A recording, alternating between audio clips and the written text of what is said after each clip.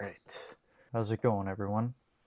So, today's topic, if I could go back to my first day of training, what would I do differently? I certainly would do a lot of things differently if I could go back to my first day. And if you're like me and many other people and you've learned along the way, you definitely would as well. So, today I just want to share some advice I would give to my younger self if I were to go back and start over. And hopefully, if you're just getting into this, you could pull away some key points, maybe apply it to yourself, or even if you've been in it for a while, you might get something out of this that you can use a perspective you never really thought of. So, a little bit of background on my training is that I started lifting more seriously in 2020. I was 20 years old at the time, so the past 4 years I've been training, they have not been consistent at all. I've had many life changes in the past 4 years, some of which include I've moved a couple times, I've changed jobs a few times, I completed a bachelor's degree, I've had sicknesses small and large, including having a couple surgeries done. So during the beginning, especially when I was in school, learning new things, I did a lot of program hopping. And I trained pretty much in every fitness camp. I've tried everything, all the way from West Side running conjugate programs to minimalistic training to barbell and dumbbells only, rings only, calisthenics, power building, super high volume, super high frequency. Pretty much any other thing that you can think of, I've tried. So, my goal from the very beginning was to get bigger. I just wanted to look bigger. I've always been kind of the smaller kid. I'm short, so I'm small in that way. I'm only 5'4", but I've always been skinnier as well. And I've just wanted to be bigger, I wanted to fill out my clothes more, and I just wanted to look bigger. And I've had phases I cared about strength, but really the underlying hope was that more strength equaled getting bigger. And all this to say is that I struggled to get where I'm at today, but with the struggle, I've learned a lot. And really, I feel like my training has just begun. So, as a side note, I've spent a lot of time on YouTube consuming fitness content, and it took a long time to sift through all the BS online. I even went to school to study exercise science because I was so obsessed about learning about what actually works. And that's why I made this channel. I wanted to provide authentic advice through my own experiences for myself and others, and the relationship to my understandings on these topics based on what I've experienced. So, with all that being said, there is no perfect way to start off your training career. There is no perfect method, but there are some general principles I would follow had I known what I know now.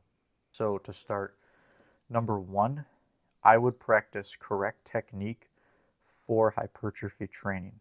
Now, for hypertrophy is the key there. Like I said, I wanted to get bigger.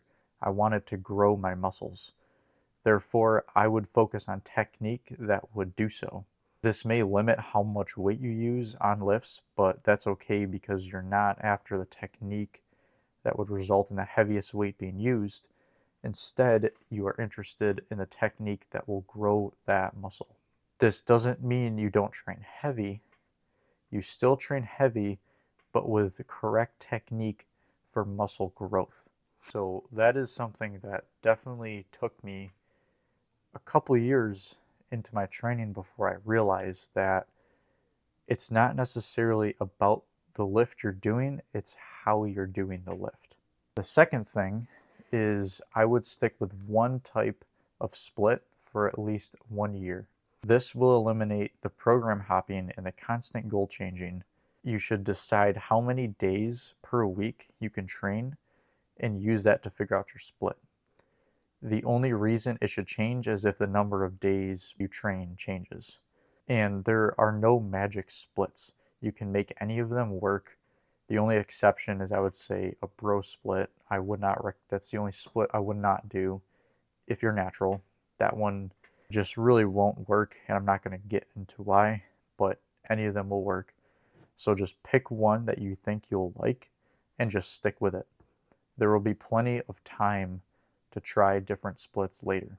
This is probably one of the most overrated things. Some people think because they change a split, they will magically start seeing new gains, or they think they're not doing well because of their split. As a general rule of thumb, the more advanced you are, the more you'll split things up. So starting out, you really only need to be doing full body or upper lower. If I were to decide for myself personally, I would probably start upper lower. The next thing I would do is I would keep lifts longer in my routine. I would not rotate them out when I start to stall. I would just change the rep range. It may be tempting to try new exercises because you're new and you want to try it all, but just like the splits, there will be plenty of time to rotate lifts throughout your training career. I would pick no more than 3 lifts per muscle group for the entire year. That really is all you need, and that will build up the adaptations you need for the lifts that create a solid base and foundation of understanding how to use that muscle with that particular lift, because you actually built the skill with the lift and you're not just rotating out lifts left and right all the time, and it's like you never really got good at any one particular lift. The result of this is that you will become really good at a lift, and the goal is that you know how to take it to failure. Depending on the lift, you may stay 1 to 2 reps away from failure, or you may go beyond failure. Either way, you just want to develop the skill of accuracy for RPE or RIR. Whichever one you want to refer it as, or however you think about it in your head, just become accurate at determining how close you are to failure for your sets. And like I said, keeping the same lifts for a long period of time, you will become good at that. And that is important for muscle growth. It just is. And take note of which lifts seem to work best and you enjoy doing. There really are no magical lifts. Usually the ones you enjoy and feel the best for you end up being the best because you do them consistently, which allows your body to adapt to the movement pattern for a long enough time, which will cause your muscles to grow more over time compared to switching out exercises every month. Another thing that I would do is prioritize the lifts that are working best and use other lifts to improve those lifts. So I would forget about what other people say on YouTube and social media about which lifts are best for each muscle.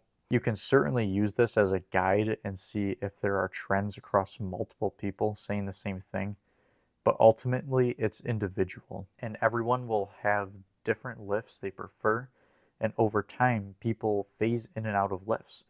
So just because someone says it's great, that might be because they are currently doing it and it's working for them. They may have always been doing that lift, or maybe they used to prefer another lift. So you never really know what that person's currently going through. So take someone's opinion on a lift for what it is, and that it's currently working for them, or maybe it currently isn't working for them, but that doesn't mean that'll be the same for you. And in the beginning, when you're first starting out lifting, you won't know because you have nothing to compare it to, which is why I say pick no more than 3 lifts per muscle group for an entire year. Then after that, you will have something to compare it to.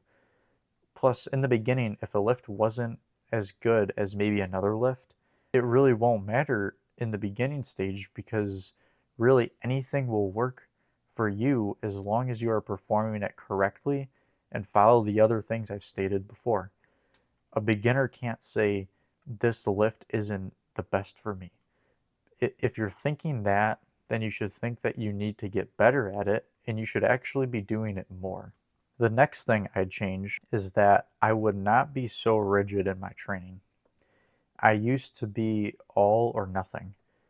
If I couldn't perform everything to my max effort perfectly, then it would be better for me to just not train at all. And this is obviously not a good way to go about it. You won't always perform the same. Not every day is going to be the same for you. Just think about every day you have throughout the week. It probably isn't the same. You don't feel the same every day, and there's just certain things you can't prepare for. Life comes up. And this is why I really like training within a rep range. So if you're feeling off one day, you can just lower the weight and still train within that range to your desired intensity for what you can handle that day. So that's just another little tweak you can make to your training if you are someone who goes all in or nothing. It's just if you're feeling it, if you're not feeling it, some days you can do part of your workout or train something you want to train. This isn't an excuse to get out of a session that you don't like as much or you just don't feel like doing it. It's for those days you're feeling a little sick or you had other life things come up, other responsibilities that really took energy or maybe time away from you. Just you don't have to cancel your session. Just modify it for what you're currently up for. I skipped so many workouts in the beginning because of this, and I really wish I hadn't. I wish I allowed myself to do half of the workout or just do something different. That will compound over time to really get you more gains. If you're just skipping a bunch of days over a long period of time, imagine if you just did a little something all those times. That builds up to be a lot. And finally, start logging. This is still important even if you are just starting. In the beginning, I would log on and off. I'd be more likely to log if I had a 6-week program or something that was pre-planned. The thing though is I used various methods to log. I started with pen and paper, so I probably have a few notebooks floating around somewhere with old logs in it. I eventually switched digitally, but I used a couple different applications to log everything, so everything isn't in one place right now. I would recommend if you're starting, do it digitally. You can use Google Sheets or Excel, or you could even use Word, Google Docs. I think Excel could be useful if you want to eventually make graphs with your data so that you can see progress and changes over time. That can just help with programming. Currently, I use an app that does all that automatically for me. I can see weight, rep, volume progress over time for everything that I record. So it's very helpful to have those metrics to know later. You can look back on trends to see how you were doing and base decisions off of that. You know what I mean? Another thing is I did this later. I started doing this maybe a year ago. Is I also started tracking measurements. I think if you have a physique goal, especially if you're trying to get bigger, this will be very important to track because this is the end result for what you're actually looking for. You don't actually care what your lift numbers are. Of course, you got to know what they are so that you can assess progress, but ultimately you want to get bigger, so you could be tracking measurements, at least for the areas that you want to track. Also, having this in a graph format will also be useful, again, to see progress over time. But the point here is to start logging as soon as you start your first session. Like I stated before, there is not one perfect method when starting out. The most important thing, however, is number one, actually starting, and number two, staying consistent with what you set out to do. Many people start, but it seems a lot gets sidetracked by consuming info that is biased towards one particular thing. When you are just starting, it's important to keep an open mind about training. Don't become so easily influenced as I was, which led me to jumping from one camp to the next. Even for experienced people, if something is working for you, you should still keep an open mind and don't think that just because it works for you now, that it'll still work 5 years from now and that it'll work for everyone. That's just not reality. And the final thought I'll leave you with is to enjoy your training. This may be oversaid or just sound cliche, but it really is important to follow training protocols and styles you prefer. I've spent a lot of time doing the opposite, and training eventually felt like something I had to do. And like I've talked about before in other videos, this must become a lifestyle. If you really are after these goals and you want to achieve them and you actually want to inspire other people around you to try to do the same thing. And it's not just about building muscle, it's just about being a healthier, more confident person and more useful person. There's just so much other impacts training will have on your life. And you got to learn to make this a lifestyle. Don't let other people's goals influence your own goals. Create your own goals, take the perspectives from other people, and merge that to what you want. So I've said it before, make this a lifestyle and be in it for the long haul. That's all I had for today. Take care, and I'll see you in the next one.